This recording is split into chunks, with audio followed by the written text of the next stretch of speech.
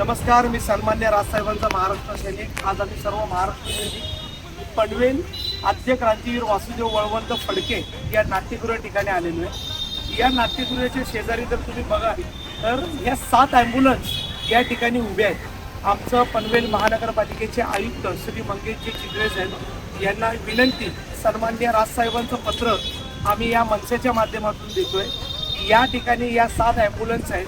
आपण सर्वसामान्य जनतेच्या टॅक्सच्या माध्यमातून या खरेदी केलेल्या आहेत, तर याचा उपयोग हा सर्वसामान्य जनतेसाठीच झाला पाहिजे.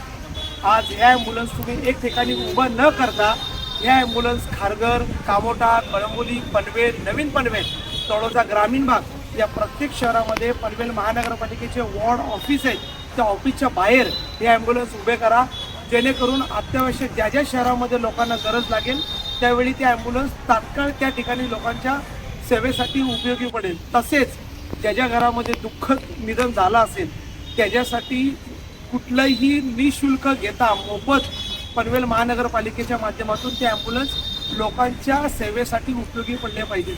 आम्ही पनवेल महानगरपालिकेला सन्मान्य राजसाहेबांच्या वतीने विनंती करतो की आपण हा निर्णय तातडीने आणि जलद गतीने घ्यावा, जेणेकरून या घेतलेल्या ॲम्ब्युलन्स लोकसेवेसाठी उपयोगी पडतील. तुर्तास सांगतो, जय हिंद, जय महाराष्ट्र.